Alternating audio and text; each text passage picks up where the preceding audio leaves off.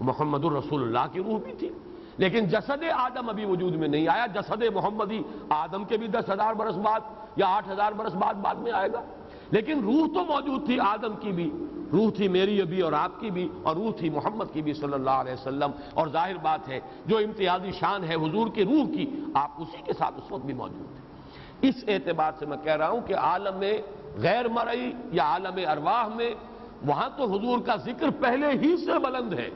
رفعنا لک ذکرک، اس اعتبار سے فعل ماضی جو ہے وہ صحیح بھی اس پر منطبق ہو جائے گا، لیکن عالم واقعہ، عالم ظاہر میں یہ بعد میں ہوا ہے۔ گویا کہ اس کو ایک پیشن گوئی کے طور پر یہاں بیان کیا جا رہا ہے، نبی آپ کا ذکر ہم بہت بلند کر دیں گے۔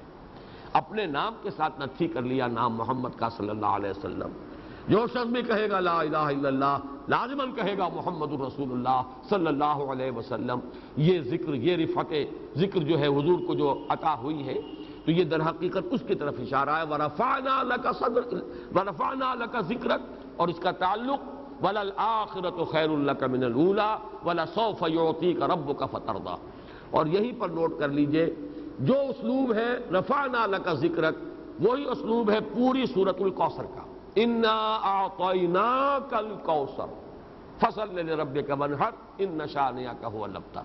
یہ انداز بالکل وَرَفَعْنَا لَكَ ذِكْرَكَ إِنَّا أَعْطَيْنَاكَ الْكَوْثَرَ، یہ دونوں جو ہے بالکل اسلوب کے اعتبار سے ہم وزن آیات ہیں۔ فَإِنَّ مَعَ الْعُسْرِ يُسْرًا إِنَّ مَعَ الْعُسْرِ يُسْرًا، تو یقیناً سختی کے ساتھ ہی آسانی ہے، یقیناً سختی کے ساتھ ہی آسانی ہے۔ یہاں نوٹ کیجئے، اور اس سے وہ بات آج اور منکشف ہو جائے گی کہ لفظ کے اندر احتمال ایک سے زائد موجود ہوں، لیکن یہ نظم قرآن کے حوالے سے اگر غور کیا جائے تو ایک مفہوم معین ہو جاتا ہے۔ نظم قرآن کا ایک بڑا فائدہ ہے، جس کی مثال میں دے چکا ہوں۔ آخری آیت جو ہے سورۃ اللیل کی، وَلَسَوْفَ يَرْضَىٰ، ان قریب وہ راضی ہو جائے گا۔ کون راضی ہو جائے گا؟ پورا احتمال ہے اللہ راضی ہو جائے گا، جسے راضی کرنا چاہتا ہے ابو بکر وہ راضی ہو جائے گا، اور یہ بھی احتمال ہے کہ ابو بکر راضی ہو جائے گا رضی اللہ تعالی عنہ۔ لیکن کیا یہاں مراد کون سا ہے؟ یہ معین ہوا جب آپ نے تقابل کیا سورۃ الضحیٰ سے، جب حضور سے خطاب ہوا وَلَسَوْفَ يُعْطِيكَ رَبُّكَ فَتَرْضَىٰ، یہاں پر راضی ہونے والے کون ہیں؟ اللہ نہیں، محمد صلی اللہ علیہ وسلم۔ یہاں قطعیت کے ساتھ بات آ گئی کہ مراد کون ہے؟ راضی ہو جائیں گے آپ اے محمد صلی اللہ علیہ وسلم، اور یہ مقام نبوت ہے، وہ مقام صدیقیت ہے، سورہ صدیقی ہے، لہذا وہاں تعین کے ساتھ ہم کہہ سکتے ہیں کہ مراد ہے یقیناً وہ راضی ہو جائے گا، یعنی ابو بکر راضی کر دیے جائیں گے، وہ راضی ہو جائیں گے۔ دو احتمال تھے لیکن ایک معین ہو گیا نظم کے حوالے سے، جب کمپیریٹو سٹڈی آپ نے کی سورۃ اللیل کی سورۃ الضحیٰ کے ساتھ۔ اسی طرح یہاں پر نوٹ کیجئے، عام طور پر عربی زبان میں عسر اور یسر کا تعلق ہے مالی تنگ حالی اور مالی فراخی سے۔ عسر کہتے ہیں تنگی کو، فقر ہے، فاقہ ہے، کھانے کو کم ہے، تنگ دستی ہے، یہ عسر ہے۔ اور یسر کا لفظ عام طور پر آتا ہے فراخی ہے، رزق کی، ہر چیز جو ہے فراوانی کے ساتھ موجود ہے، مرفہ الحال ہے، انسان خوشحال ہے۔ لیکن یہ کہ یہاں اس معنی میں نہیں آیا، اس کا فیصلہ کیسے کریں گے؟ اس لیے کہ میں نے عرض کیا تھا کہ یہ جو 12 صورتیں ہیں، چار صورتوں کے یہ 4 گروپ جو آئے ہیں، ان میں آخری جو شروع کی تھی پریزائڈنگ پوزیشن میں وہ سورۃ الاعلیٰ، اس میں جو فرمایا گیا تھا وَنُيَسِّرُكَ لِلْيُسْرَىٰ۔ اب ظاہر بات ہے کہ یہاں پہ یسر سے مراد یہ فراخی جو ہے مالی فراخی نہیں ہے، اور الیسرا وہ سب سے بڑی آسانی۔ آگے چل کر وہ مضمون زیادہ کھلا پچھلی صورت میں، سورۃ اللیل میں، فَأَمَّا مَنْ أَعْطَىٰ وَاتَّقَىٰ وَصَدَّقَ بِالْحُسْنَىٰ فَسَنُيَسِّرُهُ لِلْيُسْرَىٰ وَأَمَّا مَنْ بَخِلَ وَاسْتَغْنَىٰ وَكَذَّبَ بِالْحُسْنَىٰ فَسَنُيَسِّرُهُ لِلْعُسْرَىٰ۔ اب اس سلسلے میں جب یہ الفاظ آئے تو اس سے مراد عسر اور یسر یہ گویا کہ عام ہیں، سختی، مشکل، آسانی، نرمی، اسی میں طبعاً آ جائے گا فراخی بھی اور تنگ دستی بھی، لیکن محض فراخی اور تنگ دستی یہاں مراد نہیں ہے، بلکہ اس سلسلہ سور کا جو مضمون چلا آ رہا ہے اس کے حوالے سے مراد آسانی ہے، چاہے وہ داخلی مشکل ہو، اندر کا قلق ہو، ہم ہو، غم ہو، حزن ہو، چاہے وہ ظاہری ایک کرب کی کیفیت ہے، تکلیف ہے، انسان کو کوئی جسمانی جو ہے اذیت پہنچ رہی ہے، یہ سب عسر میں آ جائیں گے۔ جیسے کہ صحابہ کرام نے سختیاں جھیلی، جیسے کہ خود حضور نے بعد کے دور میں سختیاں جھیلی، فقر و فاقہ بھی آپ پر آیا ہے۔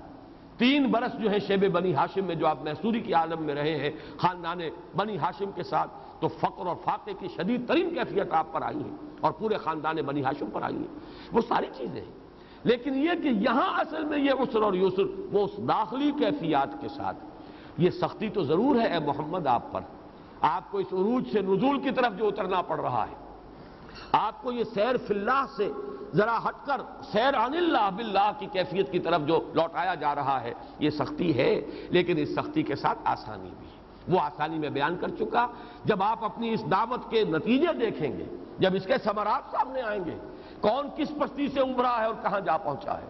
ابو ذر غفاری ڈاکو تھا اور کہاں پہنچا ہے، جس کے بارے میں حضور خود فرماتے ہیں کہ من کان یسرہ ان ینظر الی زہد عیسیٰ فلینظر الی صاحب ابی ذر۔ اگر کسی شخص کو اس بات سے خوشی حاصل ہو کہ وہ حضرت عیسیٰ کا زہد اپنی آنکھوں سے دیکھ لے، تو میرے اس دوست اور میرے اس ساتھی ابو ذر کو دیکھ لے۔ بلندی میں وہاں پہنچا دیا، کس نے پہنچایا؟ محمد الرسول اللہ صلی اللہ علیہ وسلم۔ تو آپ کو انشراح صدر اس سے حاصل نہیں ہوتا ہوگا، اس سے کتنی خوشی اور مسرت حاصل ہوتی ہوگی۔ اللہ نے مجھے ذریعہ بنایا، میرے ذریعے سے کس کو کہاں سے کہاں تک پہنچا دیا۔ جب حضرت علی سے حضور فرما رہے ہیں لا یہدی اللہ بک رجلا واحدا خیر لک من حمر النعم، تو حضور کے ذریعے سے تو پھر جہاں جہاں تک خیر پہنچا ہے، ان مع العسر یسرا، ان مع العسر یسرا، یقیناً اے نبی کسی ایک پہلو سے سختی جھیلنی پڑتی ہے، تبھی کوئی آسانی کی بات، کوئی نرمی کی بات، کوئی سہولت کی بات، کوئی انشراح صدر کی کیفیت۔ وہ جو میں نے کل آپ کو سنایا تھا غالب کا مصرع، رکتی ہے میری طبع تو ہوتی ہے رواں، اور جو ذرا سی کہیں بندش آتی ہے جب کھلتی ہے تو پھر اس کے اندر ایک نئی روانی ہوتی ہے، نیا جوش، نئی فراوانی کی کیفیت۔ ان مع العسر یسرا، ان مع العسر یسرا۔ اب آخری حصہ رہ گیا 2 آیات پر مشتمل، یہ ہے سورۃ الضحیٰ کی آخری 3 آیات کے مقابل۔ فاما، وہاں تھا فاما الیتیم فلا تقہر واما السائل فلا تنہر واما بنعمت ربک فحدث۔ اور اس میں نے عرض کیا تھا کہ حضور کے مقام و مرتبے سے مناسبت رکھنے والی تو واقعتاً صرف آخری آیت ہے، ورنہ پہلی دونوں چیزیں تو تحصیل حاصل، حضور اس مقام پر پہلے سے فائز تھے۔ وہ شفقت خلق پر، وہ لوگوں کی ہمدردی، وہ لوگوں کی خدمت میں ہمہ تن لگے رہنا، یہ تو پہلے سے تھا۔ اما الیتیم فلا تقہر واما السائل فلا تنہر، یہ دونوں چیزیں تو حضور صلی اللہ علیہ وسلم کے مزاج میں بتمام و کمال پہلے سے موجود تھیں، لیکن یہ کہ یہ ہماری ہدایت و رہنمائی کے لیے وہاں پر یہ چیزیں بھی آ گئیں، جیسے سورہ مدثر کی آیات 4، 5، 6، وہ جو میں نے آپ کو کل بھی حوالہ دیا تھا۔ البتہ ایک آیت وَأَمَّا بِنِعْمَةِ رَبِّكَ فَحَدِّثْ، جو آپ پر احسان ہوا ہے، جیسے کہ سورہ بنی اسرائیل میں فرمایا اِنَّ فَضْلَهُ كَانَ عَلَيْكَ كَبِيرًا، اے نبی آپ پر اللہ کا فضل بہت بڑا ہوا ہے۔ تو جتنا بڑا فضل ہوا ہے اب اتنی ہی آپ کو اس کی ذمہ داری ادا کرنی ہے۔ یہ ہے در حقیقت فَأَمَّا بِنِعْمَةِ رَبِّكَ فَحَدِّثْ۔ یہاں جو بات آئی ہے، یہ آیتیں 2 ہیں، بات ایک ہی ہے۔ اس ایک آیت میں بھی واقعہ یہ ہے کہ اسی عروج اور نزول کا جو فلسفہ ہے اسی کے حوالے سے بات سمجھ میں آئے گی۔ فَإِذَا فَرَغْتَ فَانصَبْ، جب آپ فارغ ہو جائیں تو پھر مشقت جھیلیے، کمر کس لیجیے، کھڑے ہو جائیے ہمارے حضور میں، رات بھر کھڑے رہیں، آپ لو لگائیے ہم سے، کیجئے مراقبہ، فارغ ہو جائیں۔ یہاں لفظ نوٹ کیجئے فَإِذَا فَرَغْتَ فَانصَبْ وَإِلَىٰ رَبِّكَ فَارْغَب، اور پھر اپنے رب کی طرف ہمہ تن متوجہ ہو جائیں۔ اب دیکھیے حضور کا کوئی لمحہ بھی اللہ تعالیٰ سے جو ہے جس کو کہا جائے کہ محجوبی میں گزرا ہے تو ناممکن ہے، لیکن یہاں کو خاص بات ہے نا کہ وہ سیر عن اللہ الی اللہ، تبلیغ اور دعوت، وہ نزولی کیفیت، اس میں کچھ نہ کچھ فرق واقع ہوا ہے، اس کی انٹینسٹی میں کمی واقع ہوئی ہے، وہی شاخ گزر رہی تھی محمد پر صلی اللہ علیہ وسلم۔ لہذا کہا گیا جب آپ فارغ ہو جائیں تو ہمہ تن بہمہ وجوہ، اب اپنے رب کی طرف متوجہ ہو جائیں، راغب ہو جائیں، اسی کی طرف اپنا پورا رخ کر لیں۔ اس کو بھی سمجھ لیجئے کہ اس کے بھی 2 درجے ہیں۔ ایک یہ فراغت جو ہے اور عروج اور نزول روزانہ کا سائیکل بھی تھا کہ جو حضور کی زندگی میں جاری تھا، اور اس کو مولانا روم نے بڑی خوبصورتی سے تشبیہ دی ہے، جو واٹر سائیکل ہے ہماری دنیا میں۔ واٹر سائیکل کیا ہے؟ سمندروں سے بخارات اٹھ رہے ہیں، اور یہ گویا کہ ڈسٹلڈ واٹر ہے، اب بالکل پاک صاف، ساری امپیورٹیز سمندر میں رہ گئی۔ اب تو یہ ڈسٹلڈ واٹر ہے جو جا رہا ہے اوپر بخارات کی شکل میں، ویپرز اوپر جا کر کنڈنس ہوئے، بادل بنے، ہوا بادلوں کو کہیں سے کہیں لے گئی، اب وہاں جا کر وہ بارش بن کر برسے۔ یہ نزول ہو رہا ہے، یہ پانی کا عروج ہو رہا ہے۔ عروج میں پانی نہایت پاک صاف، کوئی امپیورٹی نہیں، بالکل صاف پانی، اور نزول میں وہی پانی فضا کو صاف کرتا ہے، فضا کی آلائشوں کو اپنے اندر جذب کرتا ہے۔ اگر غبار تھا اس کو دھو رہا ہے، درختوں پر غبار تھا ان کو دھو کر وہ غبار اپنے ساتھ لے کر زمین پر آ رہا ہے، پھر زمین کا میل کچیل صاف کر رہا ہے، سارا گند جو ہے وہ نالوں میں سے ہو کر اور دریاؤں میں سے ہو کر پھر سمندر میں پہنچ گیا۔ یہ جو پانی کا عروج اور نزول ہے، اس سے یہ دنیا کا جو نظام ہمارا قائم ہے یہ سب کو معلوم ہے۔ یہی عروج اور نزول حضور کی زندگی میں روزانہ کا ایک معاملہ تھا۔ رات کو آپ کھڑے ہیں اپنے رب کے حضور میں، تنہائی، تاریکی، سکون، والشمس وضحاها والقمر اذا تلاها والضحى واللیل اذا سجا، رات سکون۔ اب یہاں پر جیسے سورہ مدمل میں آیا تھا، ان ناشئۃ اللیل ہی اشد وطئا واقوم قیلا، کوئی ڈسٹربنس نہیں، کوئی آواز نہیں، کوئی ملاقاتی نہیں، کوئی آ کر کچھ کہنے سننے والا نہیں، پوری یکسوئی اور تنہائی میں یہ عروج ہو رہا ہے، رات کی تاریکی میں، رات کی تنہائی میں، رات کی پرسکون کیفیات میں یہ ترفع ہو رہا ہے روح محمدی صلی اللہ علیہ وسلم۔ اور اس کو نوٹ کر دیجئے، دن کے وقت جو طبیعت پر کوئی ملال آ گئے تھے، یہ بھی تو کثافت ہی ہے نا۔ آج ولید بن مغیرہ نے کیا کیا میرے ساتھ، کیا کہہ دیا مجھے، طبیعت پر ملال آیا کہ نہیں آیا؟ وَلَقَدْ نَعْلَمُ أَنَّكَ يَضِيقُ صَدْرُكَ بِمَا يَقُولُونَ، رات کے وقت وہ پیوریفائی ہو رہی ہے، وہ کیفیت باطنی جو ہے، ترفع ہو رہا ہے، جیسے کہ بخارات سمندر سے اوپر اٹھ رہے ہیں، بالکل پاک اور صاف۔ دن میں اب نزول ہو رہا ہے، اور یہ نزول کیا ہے؟ کثافتیں گویا کہ لے رہے ہیں محمد صلی اللہ علیہ وسلم۔ جیسے آپ کہتے ہیں، جیسے کبھی بابر نے کہا تھا کہ میں اپنے بیٹے کی بیماری میں لیتا ہوں، اور میری عمر جو ہے بیٹے کو لگ جائے ہمایوں کو۔ حضور صلی اللہ علیہ وسلم اپنے اوپر مشقت جھیل رہے ہیں، آپ کے دل میں ملال بھی آ رہا ہے، وَلَقَدْ نَعْلَمُ أَنَّكَ يَضِيقُ صَدْرُكَ بِمَا يَقُولُونَ، لیکن معاشرے کو صاف کر رہے ہیں۔ آج فلاں صاف ہو گیا، آج عثمان ابن عفان آ گئے، ایمان لے آئے، آج فلاں جو ہے اس کو اللہ نے توفیق دے دی، معاشرے کی پیوریفیکیشن ہو رہی ہے۔ البتہ آپ کے اپنے احساسات کے اندر تکدر کچھ ہو گیا ہے، لوگوں کی باتوں سے، لوگوں کے جملوں سے، لوگوں کے طعن سے، لوگوں کے طنز سے، پھر رات آئی ہے، پھر کھڑے ہو گئے ہیں، پھر وہ پیوریفیکیشن ہے، پھر وہ بخارات ہے، اوپر کی طرف جا رہے ہیں، پھر وہ عروج ہے۔ یہ عروج اور یہ نزول، یہ گویا کہ 24 گھنٹے کا یہ سائیکل تھا جو محمد الرسول اللہ صلی اللہ علیہ وسلم کی زندگی میں جاری رہا۔ فَإِذَا فَرَغْتَ، یعنی دن کی مشقت سے جب آپ فارغ ہو جائیں، ظاہر بات ہے رات کو تو دعوت و تبلیغ وہاں نہیں تھی، یہ تو ہمارے ہاں جو ہے سارا سسٹم بدل گیا، جو راتوں کو ہم بیٹھ کر دعوت و تبلیغ کرتے ہیں، ورنہ اس زمانے میں نہ بجلی تھی نہ روشنیاں تھیں، سارا جو کاروبار ہے دنیا کا وہ بھی، اور ساری جو بھی تعلیم ہے اور تبلیغ ہے، تذکیر ہے، وہ بھی سب دن میں۔ رات کا وہ وقت پرسکون، یہ عروج اور یہ نزول۔ فَإِذَا فَرَغْتَ فَانْصَبْ وَإِلَىٰ رَبِّكَ فَارْغَب، اور دن میں اسی عروج اور نزول کی طرف سورہ مزمل اور سورہ مدثر رہنمائی کرتی ہیں۔ رات کا عروج، یا ایھا المزمل قم اللیل الا قلیلا نصفہ وانقص منہ قلیلا او زد علیہ ورتل القرآن ترتیلا انا سنلقی علیک قولا ثقیلا ان ناشئۃ اللیل ہی اشد وطئا واقوم قیلا ان لک فی النہار سبحا طویلا۔ دن کے وقت تو بڑی مشقت ہے، آپ کی بھاگ دوڑ ہے، خلق خدا سے رابطہ قائم کرنا ہے، کہیں چوک میں کھڑے ہو کر دعوت دینی ہے، کہیں کسی کے گھر پر جا کر دستک دینی ہے، کسی نے کوئی جلا کٹا جملہ کہہ دینا ہے، کسی نے کچھ اور سنا دینا ہے۔ طائف میں تینوں سے جا کر ملاقات کی اور تینوں نے ایسے تلخ جملے کہے واقعہ یہ ہے کہ جگر سے پار ہو جانے والے تیر کے مانند وہ جملے تھے، سنیں۔ لیکن دن کے وقت جو ہے وہ جھولنا ہے، رات کو کھڑے رہا کرو۔ اور نزول جو ہے وہ سورہ مدثر میں، یا ایھا المدثر قم فانذر وربک فکبر۔ اب یہ جو آپ کو انذار اور تکبیر رب کے فرائض پر انجام دینے ہیں، یہ دن کے وقت ہے۔ تو ایک تو یوں سمجھیے ڈائرنل یہ ویریشن ہے، عروج اور نزول مسلسل، اس پر بھی اس کا اطلاق ہوگا۔ فَإِذَا فَرَغْتَ فَانصَبْ وَإِلَىٰ رَبِّكَ فَارْغَب۔ جب آپ اس دعوت و تبلیغ، فرائض رسالت کی ادائیگی سے جب آپ رات کو فارغ ہو جائیں تو پھر کمر کس لیجیے، بجائے اب آرام کرنے کے اب ذرا کمر کس کے کھڑے ہو جائیے اور اپنے رب کی طرف ہماتن متوجہ ہو جائیے۔ فَإِذَا فَرَغْتَ فَانصَبْ وَإِلَىٰ رَبِّكَ فَارْغَب۔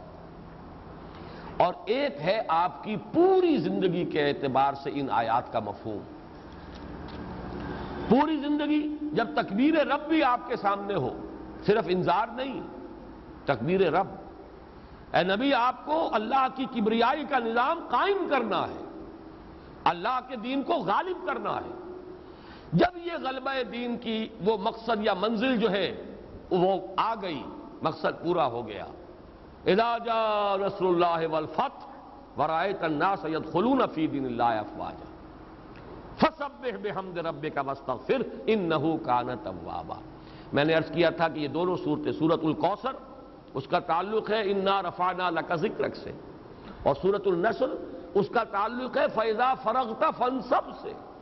فراغت ایک تو روزانہ شام کو فراغت ہوتی تھی محمد کو صلی اللہ علیہ وسلم، اپنے روزانہ کی دعوت اور تبلیغ کے جو بھی مشاغل تھے ان سے، اور ایک فراغت ہوئی ہے جب حیات دنیاوی کی شام آ گئی ہے، اور جب کہ آپ صلی اللہ علیہ وسلم نے دیکھا کہ میرا وہ فرض منصبی جو مجھے بنفس نفیس پورا کرنا تھا، ادا کرنا تھا، وہ ہو گیا۔ اذا جاء نصر اللہ والفتح ورأیت الناس يدخلون فی دین اللہ افواجا، یہ ہے فاذا فرغت فانصب وَإِلَىٰ رَبِّكَ فَارْغَب۔ اے نبی اس وقت تک تو آپ کو جھیلنی ہے یہ مشقت، یہ ہم سے لو لگانے میں اگر کوئی کمی محسوس ہو جاتی ہے دن میں، کبھی دشمنوں کے ساتھ جنگ ہو رہی ہے، کبھی آپ کے دندان مبارک شہید ہو گئے ہیں، کبھی اسی کیفیت میں الفاظ بھی نکل گئے کیف یہد اللہ قوما خذبوا وجہ نبیہم بالدم، یہ الفاظ بھی نکل گئے، یہ سارا مرحلہ ختم ہو جائے گا جبکہ آپ دیکھیں گے جب وہ وقت آ جائے اذا جاء نصر اللہ والفتح ورأیت الناس يدخلون فی دین اللہ افواجا، وہ آپ کے فراغت کا وقت ہوگا۔ فاذا فرغت فانصب وإلی ربک فارغب، پھر ہماکل متوجہ ہو جائیے۔ اور اسی کیفیت کا ظہور ہوا ہے، نوٹ کر لیجئے۔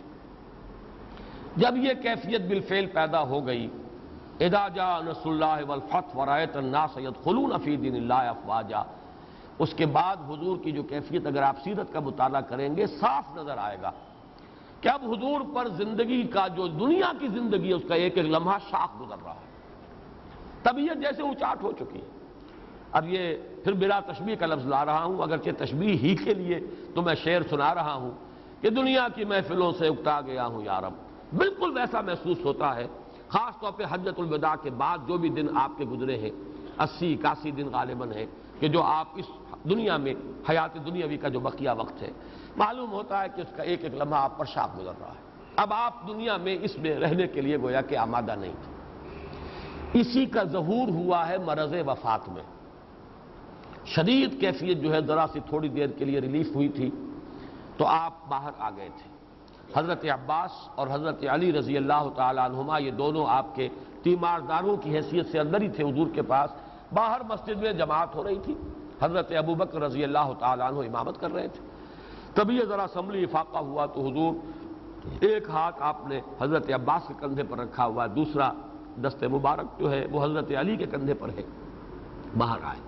حضرت ابوبکر کو آہٹ ہو گئی، اندازہ ہو گیا، پیچھے ہٹنے لگے، آپ نے اشارہ کر دیا نہیں، امامت تم ہی کرو۔ خود آ کر حضرت ابوبکر کے پہلو میں بیٹھ گئے، اور ایک روایت یہ ہے کہ اب اصل میں حضرت ابوبکر حضرت حضور کی پیروی کر رہے تھے اور بقیہ پوری جماعت جو ہے وہ حضرت ابوبکر کی پیروی کر رہی تھی۔ جو بھی حرکت تھی، رکوع میں جانا، سجدے سے سر اٹھانا، یہ حضور کی اتباع میں حضرت ابوبکر اور حضرت ابوبکر کی امامت میں بقیہ جماعت ادا کر۔ اس کے بعد آپ نے فرمایا جب نماز ہو گئی، اللہ نے اپنے ایک بندے کو اختیار دیا کہ چاہے تو وہ اسے پسند کر لے اور چاہے تو دنیا میں رہے۔ اس پر حضرت ابوبکر رو پڑے، لوگ حیران ہوئے کہ یہ کیا بات، روئے کیوں؟ وہ پہچان گئے کہ حضور نے فیصلہ کر لیا۔ انبیاء کو یہ آپشن ملتا ہے، یہ آپشن اور عام انسانوں کے لیے نہیں ہے، انبیاء کے لیے۔ آپ چاہیں تو بس آپ کا فرض منصبی تو پورا ہو گیا، جتنا آپ کے ذمہ تھا، you have done your duty. اب چاہیں تو آ جائیے واپس تشریف لے آئیے، اور چاہیں ابھی آپ دنیا میں رہنا چاہیں تو ٹھیک ہے رہیے۔ تو اللہ نے ایک بندے کو اختیار دیا، اور اللہ نے اور بندے نے چن لیا، اللہ ہی کو چن لیا، اللہ ہی کو پسند کر دیا۔ حضرت ابوبکر رو پڑے۔ پھر یہ بھی آپ نے، یہ تو اکثر جو سیرت کی کتابیں ہیں، حیات طیبہ میں، حیات دنیاوی میں آخری الفاظ جو آپ کی زبان مبارک سے نکلے ہیں، اللہم فی الرفیق الاعلی، اللہم فی الرفیق الاعلی، گویا کہ وہ جو چوائس تھا آپ کا، اب تو رفیق اعلیٰ ہی کی طرف مراجعت ہے، اب یہاں رہنے کو قطعاً دل جو ہے آمادہ نہیں ہے۔ یہ کیفیت ہے اصل میں فَإِذَا فَرَغْتَ فَانْصَبْ وَإِلَىٰ رَبِّكَ فَارْغَب۔ یہ جو رسالت کی ذمہ داریاں ہیں، اِنَّا سَنُلْقِي عَلَيْكَ قَوْلًا ثَقِيلًا، جب تک تکمیل نہیں ہوتی یہ سختی آپ کو جھیلنی پڑے گی۔ یہ تھوڑا سا بھی اگر کوئی فصل ہو گیا ہے، حالانکہ فصل حقیقتاً نہیں ہے، لیکن خلق کے ساتھ مشغولیت کی وجہ سے، آپ کے اپنے احساسات کے اعتبار سے ہم سے جو تعلق میں کوئی کمی آتی ہے، جھیلنی ہوگی، برداشت کرنی ہوگی۔ ان مع العسر یسرا، ان مع العسر یسرا، فاذا فرغت فانصب والى ربك فارغب۔ جب آپ فارغ ہو جائیں، جیسا کہ میں نے عرض کیا، ایک روزانہ کی فراغت تھی رات کی، جس کے بعد فنصب کیا ہے، مشقت جھیلیے اور اپنے رب کی طرف راغب ہو جائیے، یہ رات کا قیام ہے، قیام اللیل۔ اور ایک ہے پوری زندگی سے فراغت، اس معنی میں کہ جو مشن تھا جو وہ پورا ہو گیا، اذا جاء نصر اللہ والفتح ورأيت الناس يدخلون في دين الله افواجا فسبح بحمد ربك واستغفر انه كان توابا۔ یہ گویا کہ پوری صورت جو ہے ان دو آیات کی شرح پر مشتمل ہے، فَإِذَا فَرَغْتَ فَانْصَبْ وَإِلَىٰ رَبِّكَ فَارْغَب۔ بارک اللہ لی ولکم فی القرآن العظیم ونفعنی وإیاکم بالآیات وذکر الحکیم۔